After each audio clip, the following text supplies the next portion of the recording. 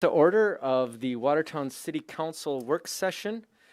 We normally don't always start with prayer for a work session, but since we have an esteemed person in the audience today who is good at prayer, we are going to ask Sister Barb Younger to lead us in prayer. So please stand.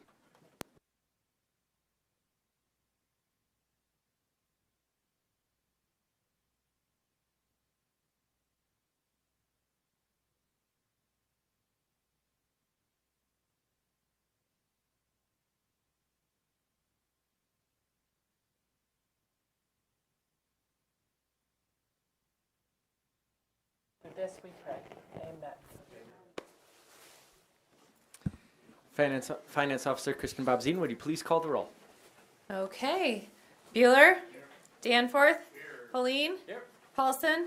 Shetty. Here. Tupper. Here. Billhauer. Here. Thank you. Quorum established.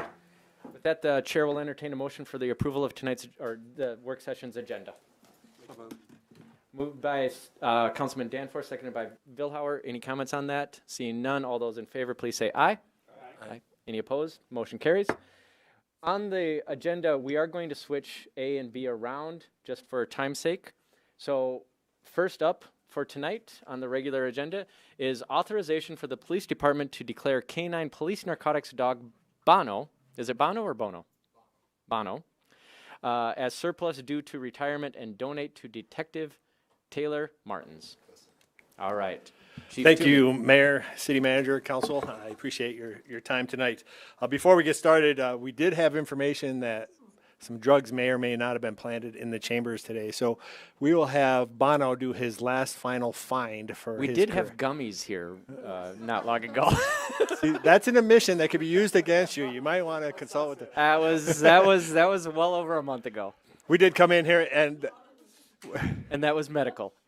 so we're going to just do a quick demonstration on his talents and abilities, and then we'll get started with a little presentation.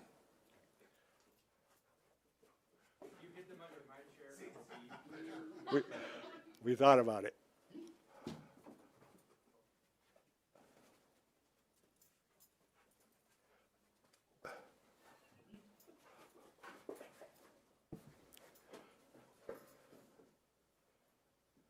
Oh, Matt.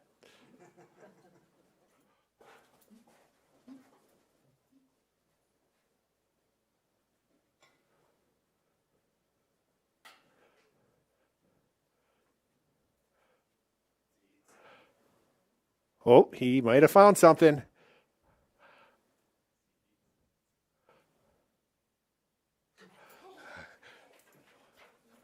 So there was some drugs underneath the chair. So we planted them. Good job, Bono.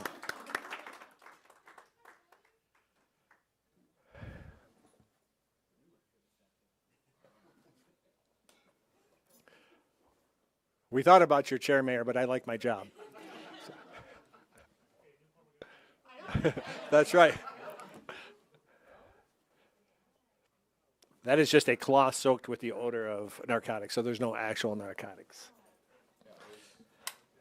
All that's in here is a cotton ball that's been sitting in a container with cocaine. All right. The Watertown Police Department canine program began in 2008. There have been 5 canines that have worked for the police department. Bono was hired in March of 2014 as our 4th canine for the PD and given the badge number of K4. Throughout his career, Bono has passed certifications 8 times, and it's not easy. It's a very strict protocol.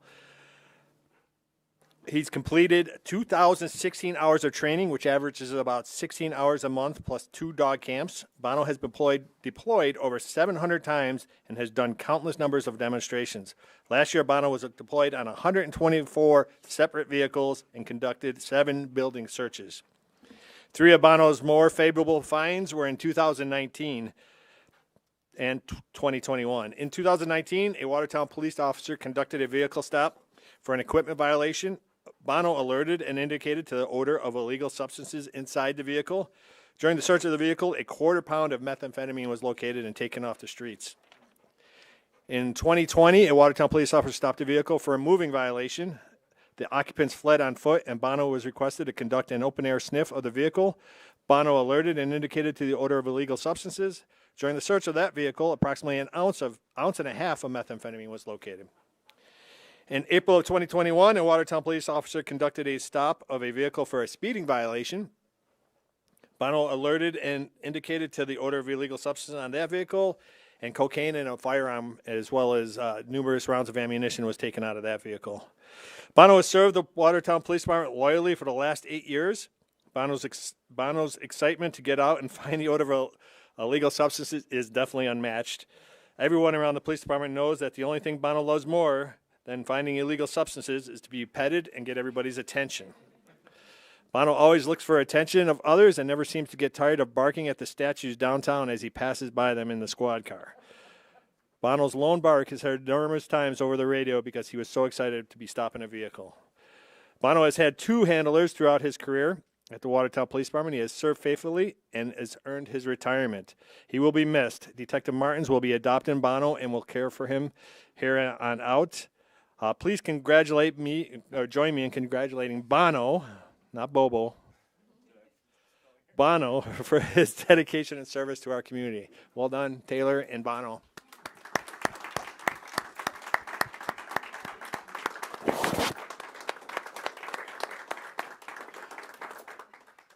Just a little backstory. Detective Martins moved to detective, and he really wanted to do both jobs, and it was like pulling teeth to get him to give up the dog. But timing and age has made us go to get a new dog that it will not be trained on marijuana. It will be a powder dog only. So we'd be happy to answer any questions that you might have, but I am proud of Taylor and his service to our community, as well as I'm proud of Bono, and he's going to have a pretty lush life after this. So. Chief, I know that there probably will be some questions and comments, but would you inform the council as to the new drug dog coming in? Yes, the new drug dog, we have 2 of our captains, Captain Ellis and Captain Stahl, are going to travel down to Baxter, Indiana, to the kennel, where they'll go through a pretty strict selection process, and they'll be examining many dogs, German Shepherds or Malamars, and they're going to make sure they select the right dog for Watertown. So that's going to happen the first week of February. There's an extensive 6-week training program, right, 6 weeks, that the officer will be attending down in Sioux Falls. We do have a private donor who has stepped up to the plate to purchase the new dog at the tune of $6,500. And then our community fund for the K-9 program will fund the officers' training down in Sioux Falls.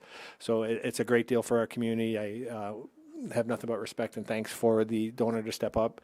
That person wants to remain anonymous, but it's just another example of the generosity that we have here in Watertown.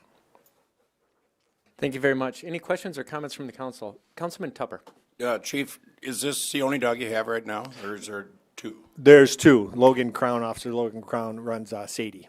Okay. Councilman Vilhauer?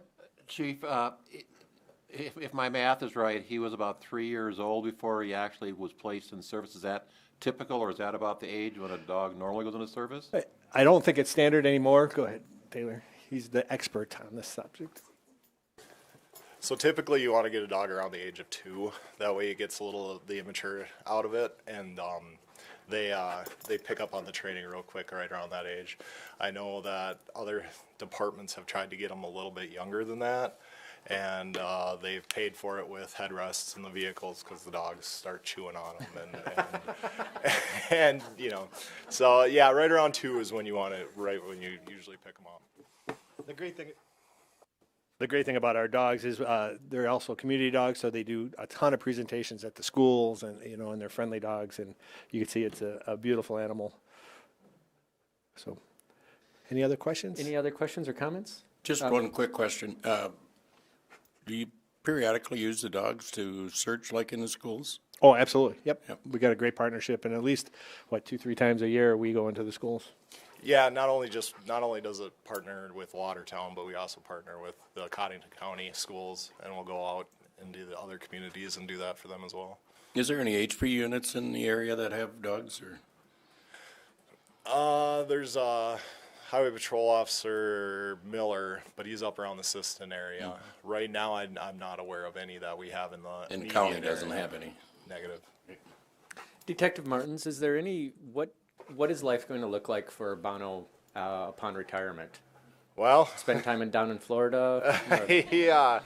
So one of the biggest things that you try to do is you want to make finding that odor the funnest thing in the world for them. So it's transitioning him off of doing that to just having fun. So he's got plenty of toys that we've gotten to try to get him off that, off of finding the odors and just enjoying himself and going about that life. So Taylor's girlfriend, Kayla, assures me that it's going to be an inside dog. So make room in your bed, Taylor. It's in the garage right now, heated garage with the bed. It's just not enough. we do have 2 other dogs in the house, so yeah.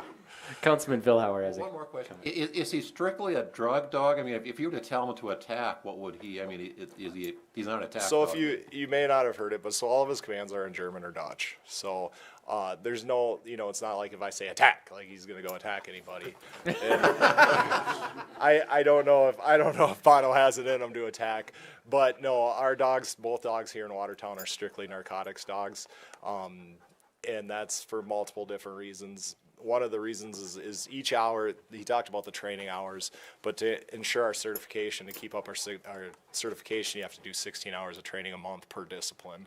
So if you had apprehension or tracking or something, you move from 16 hours to 32 hours so. City Manager Mack? So if you guys are out at the park with him, somebody's doing some seedy things, will he pick up on that? Will he alert to that? Oh, yeah. How do you handle that? Are you saying going forward? Yeah. I mean, when, now after- that he's retired in Florida. After he's retiring and his certification is lapsed, then there's not a whole lot. It's not like we can go to court and testify to that. In the park, let's say if I was walking him in, National Night Out or something, and he would alert or indicate. Technically, it's constitutionally illegal to sniff people. So I think you would have an interesting conversation on your hands. But he but in that only case- goes to work when he tells him to work. So otherwise, he won't be working. Yeah, he's not going to be working. But I mean, let's say if you were at, Thursday Night Live and Bono smells something, would you then alert, let's say Sadie, to come down and work the crowd? It's all, there's so many variables in there. It would have to depend on, I don't know if I'd call Sadie right away. I think if I was, obviously if I'm there with him, I don't have him on duty because he won't be on duty anymore. So it'd get an officer in the area to investigate furthermore, do a consensual encounter and start investigations that way. Okay. Any further questions or comments? Seeing none, thank you so much. Thank you. But Oh, sorry. we're Okay. surplusing the Sorry, we do need a motion to declare Bono as, we'll just say to retire Bono. I I'll don't want to make that declare him motion. as surplus. Motion made by Councilman Tupper, seconded by Councilman, Paulson. All those any comments on that? Seeing none, all those in favor, please say aye. Aye. Any opposed, nay. Motion carries. Thank you so much.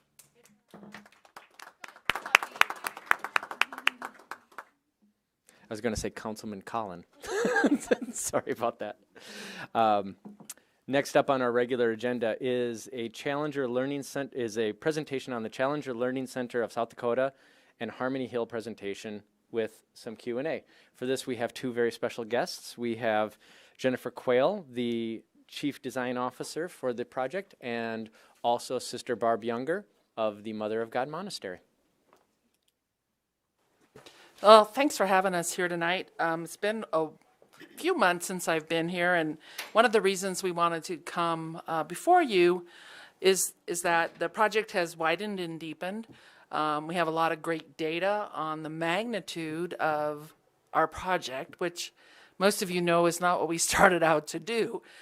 So now we're going to show you we've been told that this is the largest planned development in South Dakota history. So there is no way we planned to do that, but here we are, and Watertown's along for the ride with us. And we're really grateful by all the things that have happened since then. I know Amanda and Mayor Reed and Glenn have seen some of this presentation, so it's a little bit different than what you've seen before. And I think I don't know if we were able to show the Challenger video when we were here last, I don't think we were. So we'll be able to show that to you and what that means to the state and to our region. As I said, we didn't start off trying to build the largest development in South Dakota history, but here we are. We were in search of our own health care, and really, literally almost 2 years ago, we didn't think we had a provider, and we were going to actually sell our land and think about leaving Watertown. But as things unfolded, and we were really led by the hand of Providence, we realized that we were able to create something much deeper and wider than just an assisted living for our sisters and others. And so we realized that, for us as sisters living in community, as religious women, is the hallmark of our life, along with prayer, and that we had a chance to develop all 500 acres and really do something special. So this has become our legacy project. I'm the youngest member at 62. There's nobody coming behind me. So this truly is our legacy. We want this to be something that Watertown can enjoy, can profit from, not necessarily by money, but profit from community in a way long after we are gone from this earth. Go ahead. So you all have seen this before, and this is the Master Site Concept Plan, which was approved almost a year ago now. So it's about 480 acres, and that's pretty big. Well, how big is that? The U.S. Bank Stadium, home to the Minnesota Vikings, you know them, is 33 acres. Our new Terex state-of-the-art facility out to the east of town sits on 55 acres. Amazon's new Sioux Falls fulfillment factory facility covers 80 acres. The Empire Mall complex is 129 acres. The SDSU campus spans 260 acres. And yeah, we got 480 acres, contiguous acres, in the city of Watertown to work with. So, and that's big, and we have big plans to match. So this is the Master Site Concept Plan. We had to move Challenger Way. Actually, it was to the south of the radio towers, but we moved it to the north of the radio towers because of a little bit of an easement issue. So that'll come back before you hopefully soon on a platting, finalized platting. So what we have is many diverse housing options. We have commercial development. Really, we have 1.5 miles of frontage on 81 and the bypass combined. That's a lot. We have tourism attractions such as the Challenger, the only one that'll be in the state. Game Fish and Parks is working with us to build an outdoor classroom like they have in Rapid City and in Sioux Falls. If you can see where it says Future Public Park right there, up in the corner, that will be a 1-acre lake that, I don't know if I can, let's see, can I, there's that, there it is. So right in here, in this, if you can see my cursor, right in there, there'll be a 1-acre lake that Game Fish and Parks will use to teach fishing, ice fishing, and just regular fishing to folks. We'll have Challenger Park, which is this green space right here, Virgin Prairie, which they can teach snowshoeing and all kinds of other great outdoor activities. And so one of the things that's unique about what we did is we really have a great desire to care for the land and the natural features that's on our land. So part of there's 22 acres or 24 and a half acres of Virgin Prairie, which will be Challenger Park. But the other pieces that you see that are in the bright green along the creek, that creek must be spring fed because it runs all year long. So now you have a great trail. And so as we talked with Game Fish and Parks, we're looking at about 5.5 miles of trails just on this property to see all the natural features. And we want to, of course, connect with the city's trail, which is just up by the bypass there. So we have a lot of great outdoor features. This is an educational opportunity. And we are also building, like I said, nobody else in the state of South Dakota is building an assisted living facility, except for your sisters here in Watertown. And so what we're doing is we're building a COVID-informed building, right? all thought a year ago this would be the end of COVID. Well, we know that's not true. And so we're building a COVID-informed senior care facility that has life, that has things to do. It's not just somewhere to stay away and finish out your years. It's a place to continue to live.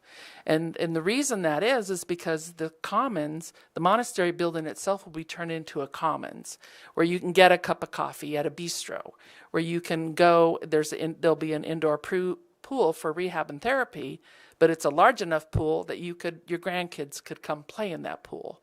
And so there's a lot of things connected to this assisted living and senior care facility that is only in like 3 or 4 other places in the whole United States where there is, I guess I would want to call it regular life going on. And so this is a really synergistic idea and very unique. And of course, in the 24 acres of ag, so over here on the west side, right by the fertilizer plant, our plans are to put in a solar field. We're doing everything we can as we build that this is the most energy efficient HVAC systems that we can afford to put in, and we're stubbing everything out so that we can connect to a future solar farm there on that acreage. Go ahead. So 700 new housing options is what we have envisioned for the space there, starting with student housing to meet some of the needs that Lake Area Technical College is having. So they're allowed to continue to grow their programs as well, and the community has enough housing for those students. Affordable housing rentals, so this is going to address some issues with veterans housing that we have in the community, as one of the largest, or nearly the largest, Third largest in the state. of veterans in our county alone. And then workforce challenges. We know that it's hard to recruit somebody to work here. We have the jobs, the job openings, but we need a place for them to live. And so to have housing specific to those individuals as well. Single-family homes on small lots as well as large lots. Market rate housing rentals, twin homes, condominiums, and then the independent living and senior residence that Barb had mentioned, as well as the assisted living and memory care, which we call the Village of Harmony Hill, and that is what is currently under construction as you drive by out there. So as Barb mentioned, we've got 1.5 miles of frontage, and that's over 100 acres for commercial development. So there's some huge opportunities out there along the bypass and Highway 81. Opportunities for retail, dining, hospitality, service industries, childcare services. If we're going to plunk 700 housing opportunities on there for workforce and veterans, we want someplace for them to take their kids, and also maybe address some of those shift needs for childcare as well, so that they really are meeting kind of the demands of the workforce that are out there.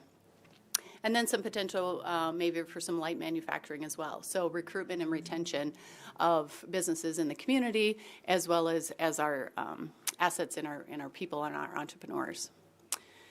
80-plus acres of tourist attractions and outdoor recreation. So this is where the Challenger Learning Center South Dakota comes in, and we'll take a deeper dive in that later on in the presentation. The Challenger Park, which is the Mark II Voyager scaled solar system. So we'll have another image of this later on, but this will be a replica of the actual solar system in, is it a millionth scale? In a billionth scale. And it will cover the Challenger Park, but it will allow you to go to 13 different stations, or stanchions they call them, and learn about the solar system. And it is one of only 100 that are being built for the world. And so Watertown will have one of those. Game Fish and Parks, as Sister Barb mentioned, the all-season outdoor classroom, the fishing ponds for everyone's use, and so kind of the opportunity to plant that seed for individuals to really have a love of the outdoors and of Game Fish and Parks, and opportunities to do that, as well as the seniors that are living on the campus to continue to do those things that they had done for years, and to pass on those skill sets and those stories. So building those synergistic relationships. The 80 acres that runs along the creek, and those 4+ miles of trails that we had talked about. Go ahead. We talked about educational opportunities. And so as Game Fish and Parks looked at our property and they approached us, we didn't go looking for that. They approached us and said, hey, we heard that you have something going on and you're putting a Challenger and we'd like to be adjacent to that. One of the reasons for that is they are thinking about the youngsters that would come and the tourists that would come. And so if you think about a field trip, right, a part of the day at Challenger and the other part of a day at Game Fish and Park. So they want to provide programs. They know that the Watertown area has incredible fishing, hunting, and outdoor space. The sisters own a house off of the county road that goes over to the state park. So we can see all the campers and tourists and those folks who come just to Pelican State Park. And I can only imagine how this is going to help. If you think about it, you know, we have our arts center, Terry Redland Arts Center, and then so now we've got this incredible package of things to do when you come to Watertown. So again, we didn't start out, but this becomes more of a destination in a way we never thought possible, but here it is unfolding. So this is the Challenger. This is an architect's rendition. And if you were to look at Harmony Hill from 81, Challenger would end up being between the monastery and the radio towers that are there. And if you go back one of the things that the architects thought about was they wanted to create a building that looked like it wanted to take off, right? And so it will be snuggled into the hillside, and there will be a reflecting pond, and it will actually be raised up. Altogether, this is about a 11,000 square foot active area, another 3,000 to 4,000 square feet of basement area where we could add another classroom if this just goes crazy. And so we have the Challenger Learning Center in Washington, D.C., the parent organization was kind of blown away by the business plan that the board of Challenger here in Watertown put together, because there's a business component that no other one has. A lot of times you'll find this will be the 42nd Challenger in the United States. I think only 28 states actually have them, and no state that touches South Dakota has one, including Minnesota. They haven't been able to get their stuff together to complete the application. And so one of the things that's interesting is, I think, and I certainly learned how connected South Dakota business and industry is to the space programs. And so there's a component in there to help youngsters connect the experience they're going to have that day or back in the classroom to what job can I do? How can maybe I can go to space someday, or maybe I can help design the spaceship or the satellite communications. We would be lost today without satellite communications, right? I can only look at my cell phone and imagine how much more powerful that was than Apollo 11. You know, like 64 times more powerful than a spaceship that went to the moon. So we have an incredible chance to really connect our kids to something that, you know, as I in my prayer tonight, we are so incredibly intelligent. It's amazing to me that we'd be able to design something like this that would inspire young people to find a job where STEM, which is science, technology, engineering, and math, are all combined into a career. And so, you know, we have LATC as an incredible example of that. So it helps our young people get connected to businesses, to learning, to excitement, to something that's real. And hey, you can be a civilian and go into outer space now. So I mean, look at the opportunities there. So this is our learning center. And then this is the scale solar system that we were lucky enough to land. We needed a good 2,400 and some linear feet to connect all the stanchions. So as you come up to the monastery right now, those hills that are there off of 28th, the stanchions will be nestled in the hills, and you'll hike to each one. So you'll go from the sun, right, which is in the corner, right, here's the sun. And so you'll be able to hike from the sun, hit the moon and the earth, etc., and go all the way out to where the Voyager is, which is almost the 28th. And you'll be able to, and that's one of the highest points in Watertown right there, right? So you'll be able to stand at Voyager or Pluto and see the sun. And so it gives you a real experience of the magnitude of this. And there's only 100 in the world, and we got one. Like, you know, it's amazing.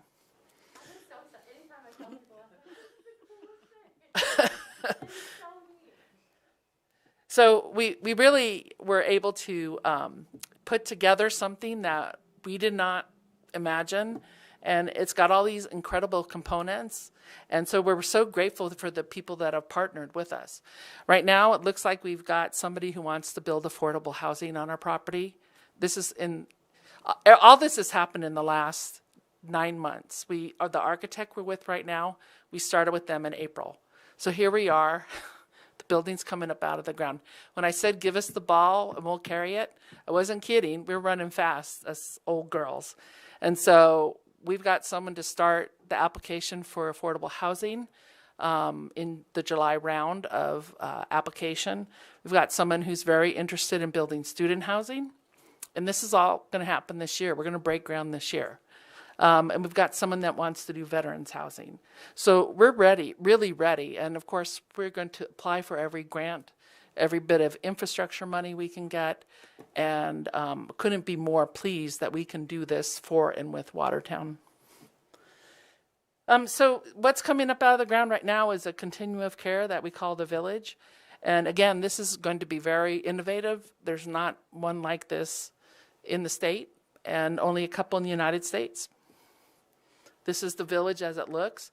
The existing monastery, a year from now, the sisters will move out of that, and many of us need assisted living care, and so we'll move into the assisted living, and we'll renovate the monastery. The only thing that won't change is the chapel.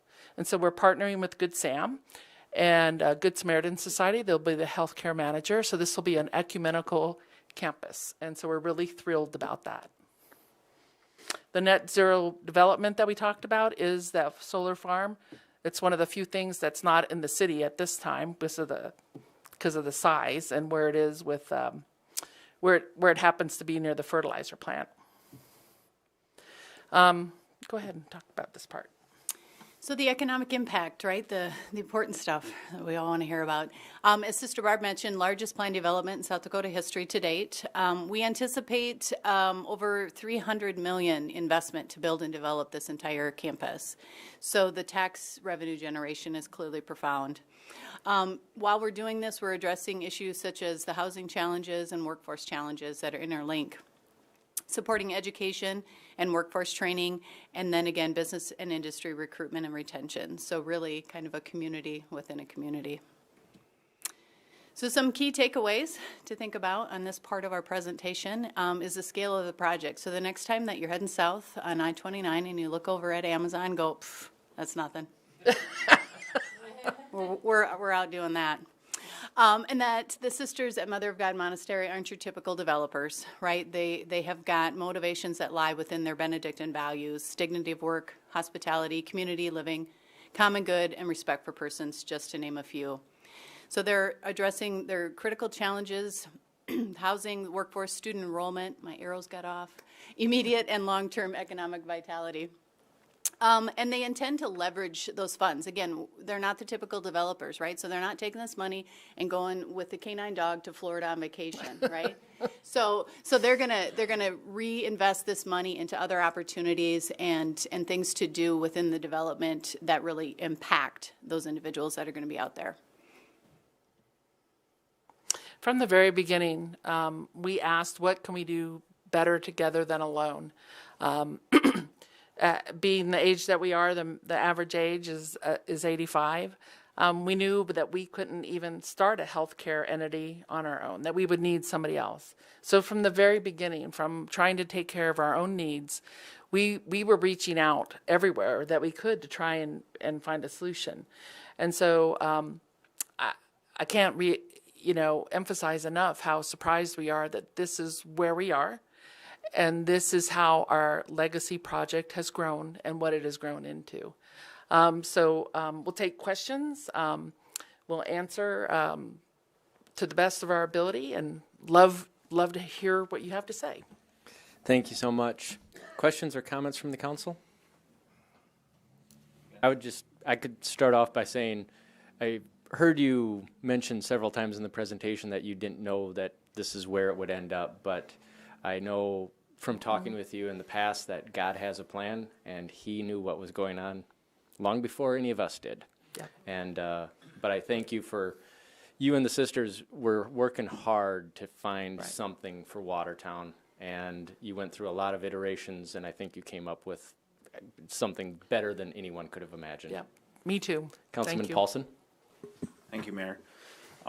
I guess I just want to say thank you for the work you guys have done, and this is something no one ever dreamed about for Watertown, and to have 1 in 100 in the whole world, to have something like that, to draw people here, and it's on your guys' land, and hopefully that legacy does last forever, because this is crazy for Watertown, and I'm really excited for what is to come.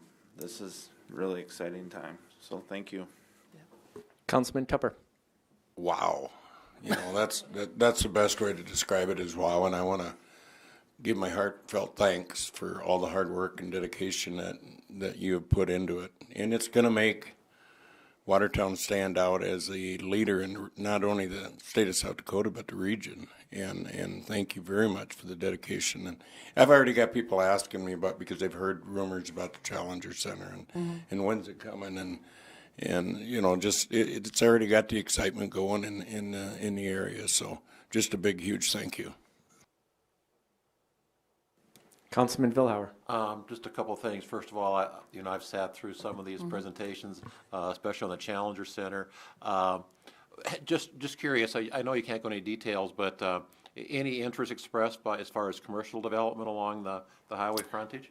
We're starting to get there now. Okay. We have a great partner with Joy Nelson, who's helped us in really from the very beginning, helped us with the master site plan. So she's getting some bites, and there are other inquiries happening from around the country now. And so we're going to be very intentional about what that is, right? Because we want to transition from the ethanol plant and the roundabout up toward where housing is. And so we're going to be really intentional about everything that we do. I mean, even though I can say we didn't plan this, everything we have done on purpose has been very intentional. Sure. Being involved, again, on the Challenger side of it, since Mike Hartner, we got to give him an awful lot of credit for kicking this off. You bet. And planting the seed in our mind. And also want to give a shout out to Michelle Kakachik. She did an incredible job putting together the application for the Challenger project, and really owe her a debt of gratitude. And as we were going through our planning, I had to keep saying we have to let the people know this is not a city project. I mean, with all the projects going on in the city, I didn't all of a sudden want somehow our projects get mixed up with your project, the Challenger Center. So it's just great what's going on out there, and I'm really excited about what the next few years and the future is going to hold out there. You said you're hoping to break ground this year. When are you looking at having some units available for student housing and such? Well, it depends on how fast we can build it. If we can get in the planning process in the next month, I mean, because all that's got to go to y'all.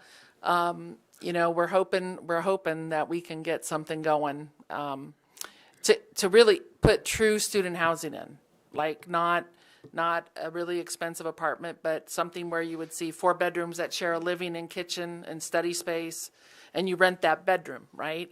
So that you're not the one on the lease for 4 bedrooms, right? And your buddy skips out, and what are you going to do? So we want true student housing. That's a big desire. So, and then with affordable housing and veterans housing, that's all. There's many layers to that. So getting started with that, though, that application process would be the most important thing that'll happen this year. Yeah. No, I second Randy's wow and thank you for the work that's gone into it at this point. Yeah, when Joy Nelson and I gave Hugh Bartles and Fred Deutsch had asked us to go down and give a little presentation similar to this in August, and I heard other communities and other counties in our region, their representatives saying, I just want 45 contiguous acres in the city because I could do a lot with that. And Joy's, telling me, see, look how much, look at this. And so when I left that meeting, I really realized the impact of this much acreage in a planned effort, what the magnitude was. And so we're just delighted to be able to do this. I mean, it really is a gift. It's a real gift of stewardship, right, of what we have and giving it back. Councilman Tupper?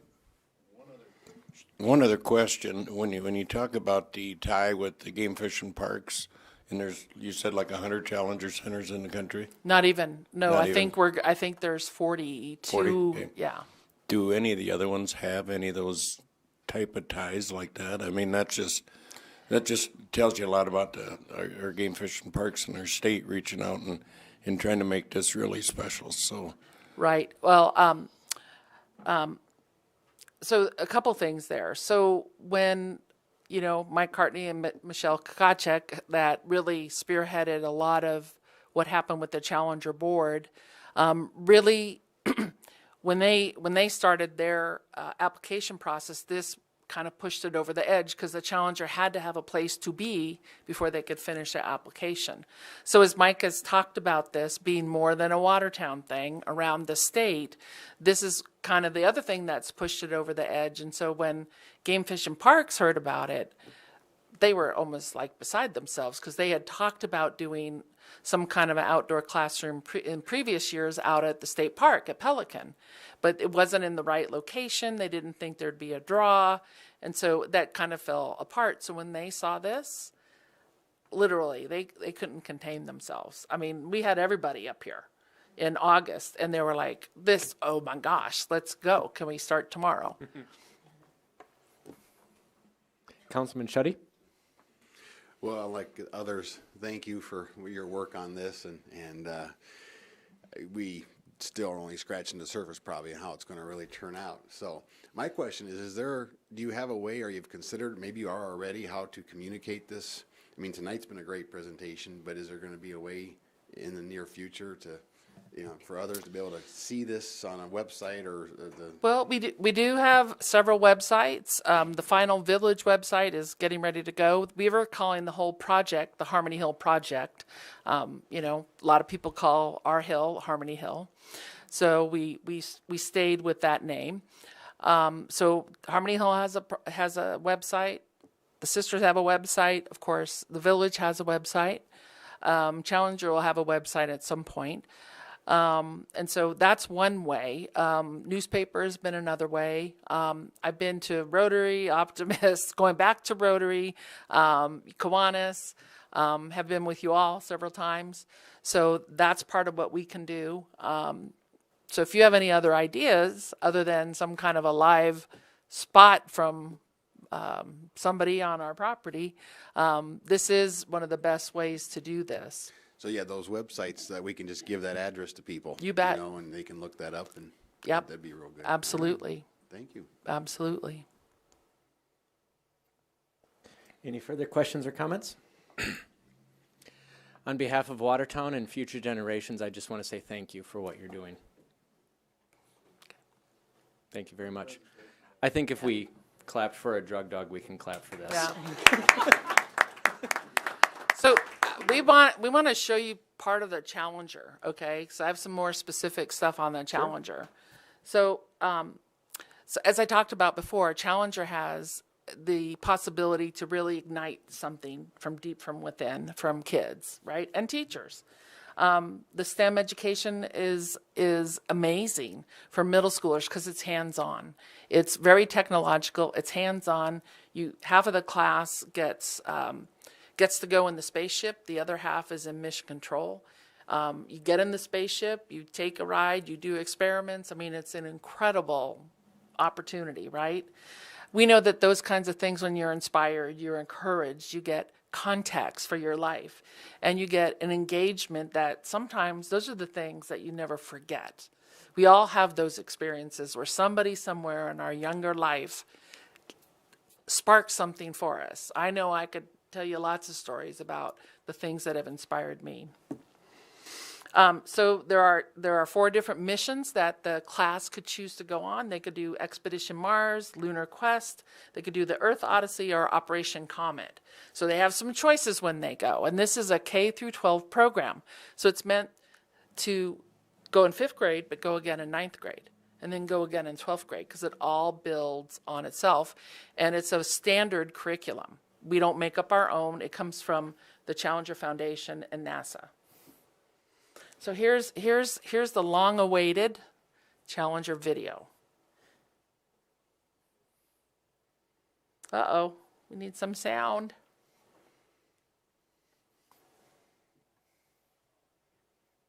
Sound's all the way up.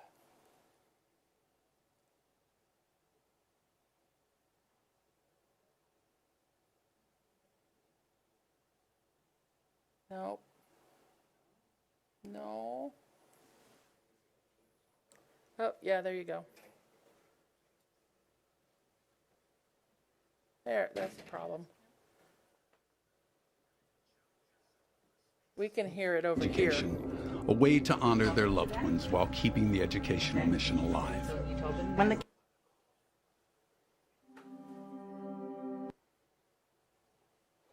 Got to get it all right. There we go.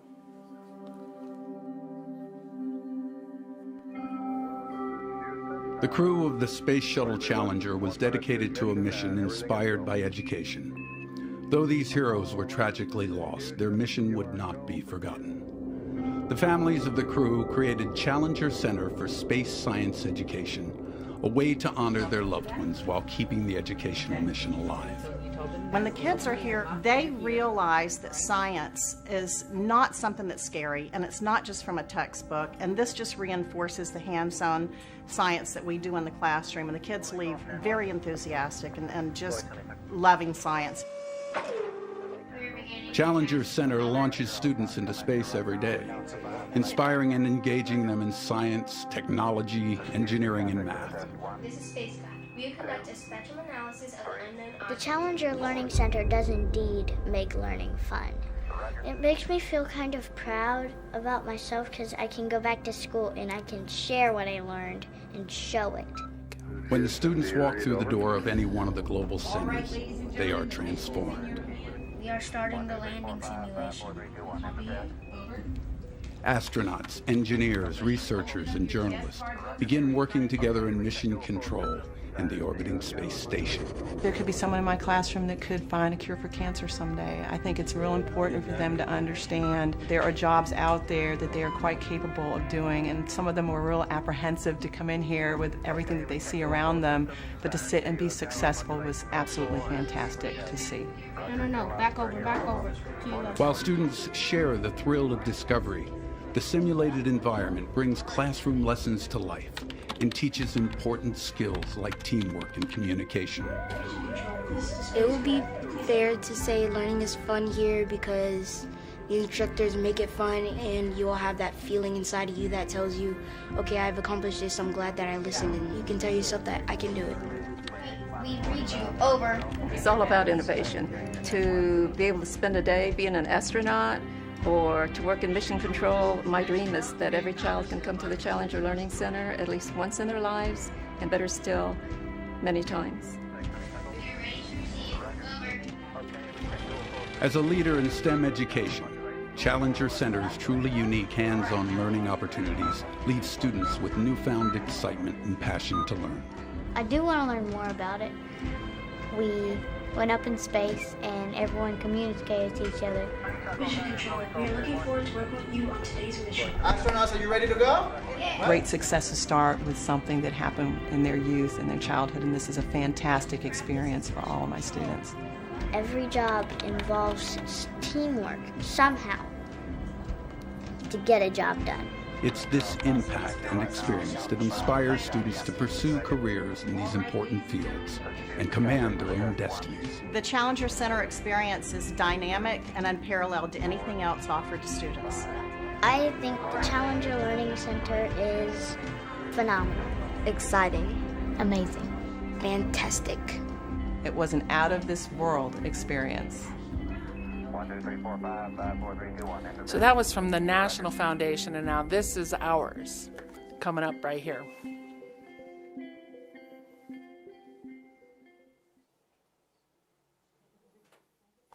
I'm pretty sure there's things for adults in this too.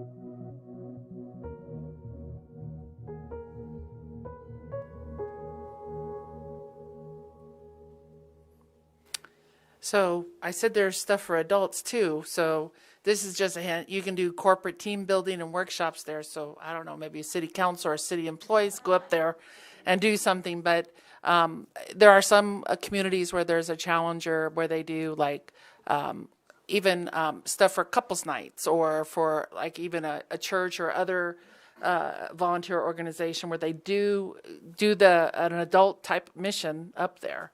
And so one of the things that's really important for you to realize about the Challenger Learning Center of South Dakota, Watertown, is a private, separate 501c3. All the money that we need to raise to build this is going to go through that nonprofit. So the sisters made a generous donation to buy all the educational materials, which is all the technology, the curriculum, the outfits, because the kids dress the part, right, that goes into the inside. So the sisters have made, almost all of us are former educators or healthcare professionals. And so we've not only donated the land, we made a significant donation to buy the curriculum to make it all work. So that part's done. The other thing that's really important about the business plan is an endowment to help kids come, or when we have a COVID, a 2-year COVID problem, we keep that center open.